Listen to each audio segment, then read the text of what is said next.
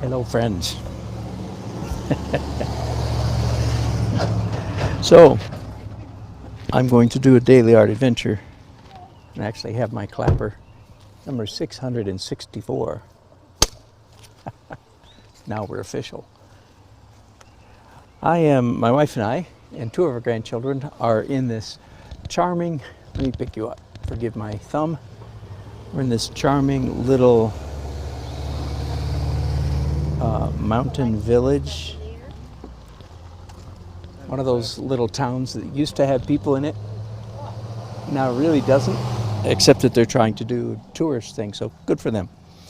Anyway, I am going to do a watercolor sketch of that nice little general store there in front of me. I feel a lot like James, what's his name? The Dinotopia guy. Forgive me for forgetting his name. Be that as it may, let's do some drawing. Okay, watercolor sketch. An invention of mine. I mean, I'm sure many other people have done similar, but my particular practice is unique to me. Whenever I'm doing a drawing or some work on paper, for some reason, I always like do a border on the page. Several reasons for that. One is it instantly forces you to start thinking composition, where the edge of the page is, I describe it, psychologically invisible to us. We don't typically think of the borders of the page as an element of the design. But as soon as you put a border, then you do see it as, you start thinking compositionally. All right. Plus, if you want to cheat a little bit and add a little bit to the drawing, you have that option. Wow, I thought this was a simple scene. Anybody else ever had that feeling?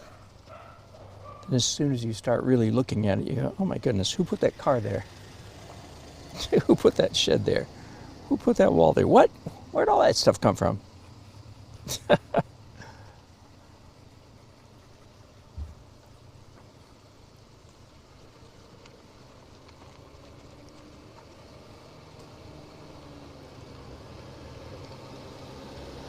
And moving a few things around just a little bit to make slightly more interesting composition. Not violating it really, just moving a little bit. All right, so let me explain some of my practice here.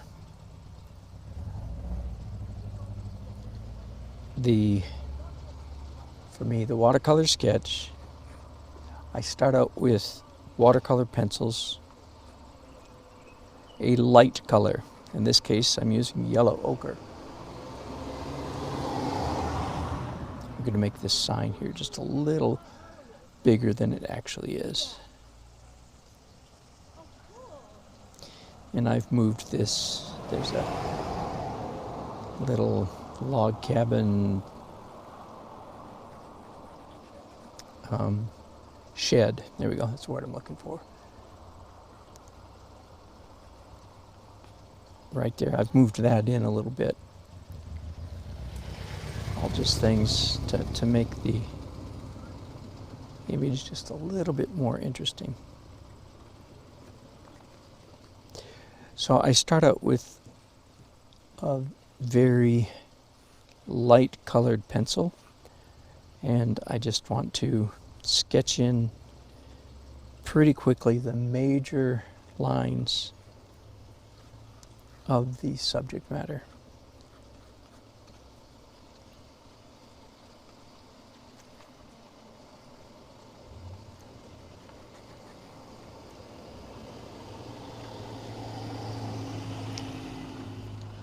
And then,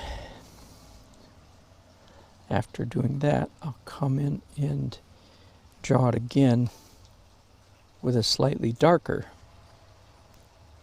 watercolor pencil. I'll repeat that process 3 or 4, maybe sometimes even 5 times.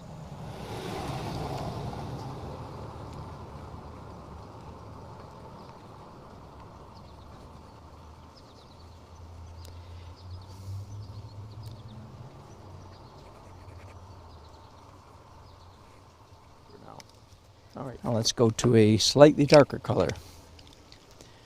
So these are all out. None of those. So it's either, by process of elimination, either scarlet pink, they call that, or an iris blue. I'm going to live dangerously, and I'm going to go with the reddish color. It looks to me like a vermilion red or a Chinese red. This manufacturer called it salmon pink. It doesn't look very pink at all, but that's all right. They can call it whatever they want.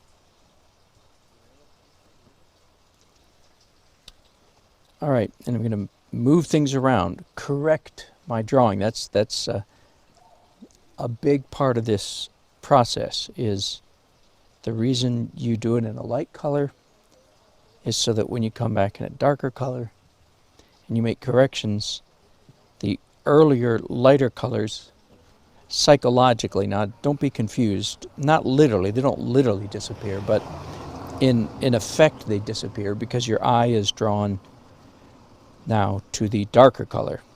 So you ignore the lighter color. Does that make sense? Ooh, there's a telephone pole right in the middle of the... I don't have to put that in there, by the way. You understand that, right? One time, several years ago, I was doing a painting of one of our famous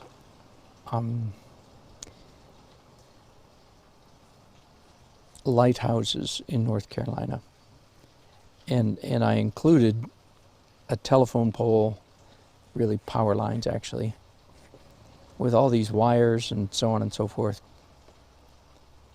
cutting across in front of, it was a rustic view of a rustic lighthouse, not one of the tall black and white striped shiny, ones. No, it's more like stone and small, and actually it was painted white, but but much more earthy. And I posted images of it, of course, and understandably, because I'm not even positive it was the right choice to include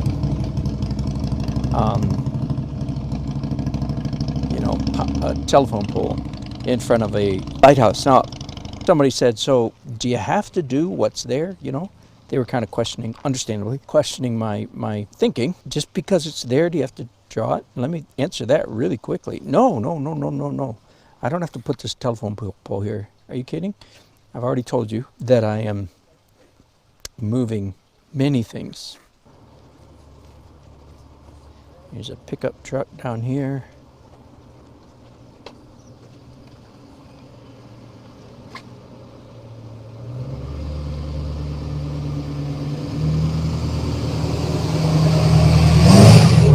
Woo! And a bunch of fences. What I didn't do, honey? What? I didn't have you open this for me. It's not a twist off? Oh, I know. Big tree branch hanging down on the scene.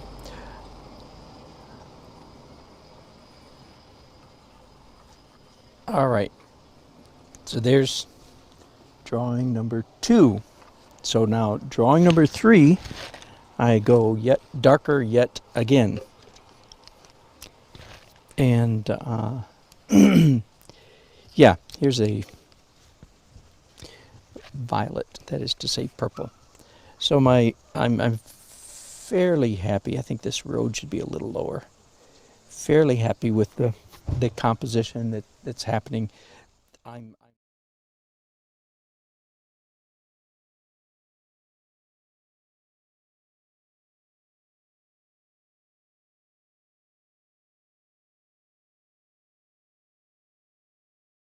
There you go. So that's what I'm trying to capture. Out. Oh, let me make a quick art teacher correction.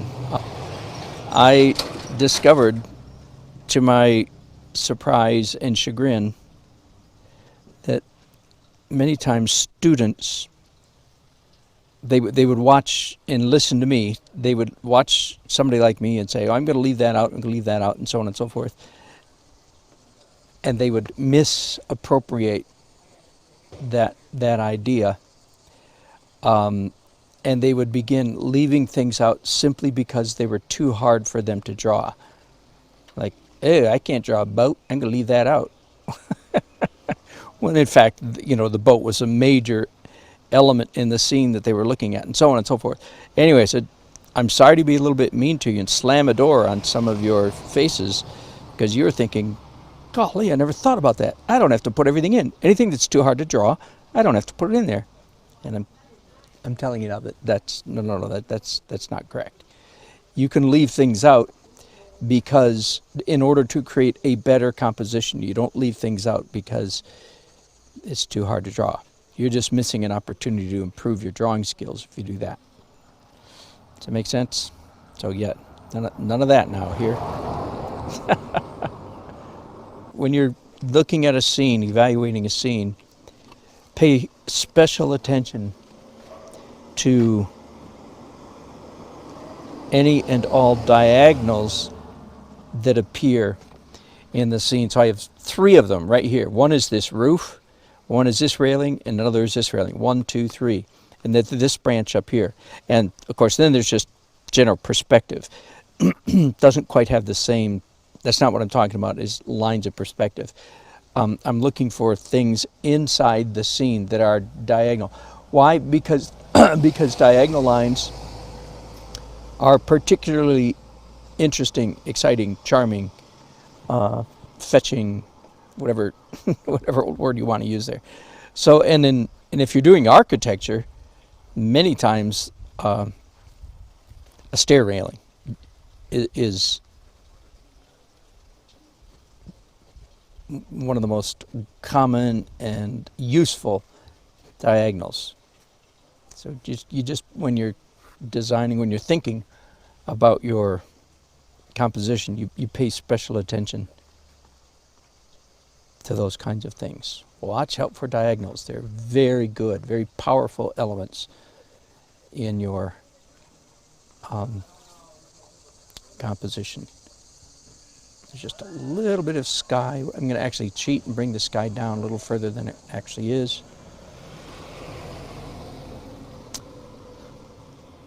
All right, so now I've drawn the scene, as you can see, 3 times. Yellow, red, and blue, right? And when you and I look at this, our eyes pick up the blue mostly because it's the darkest. It's actually purple, I'm sorry, but it looks blue. Because it's the darkest color. So that's the color that our eyes are drawn to. All right.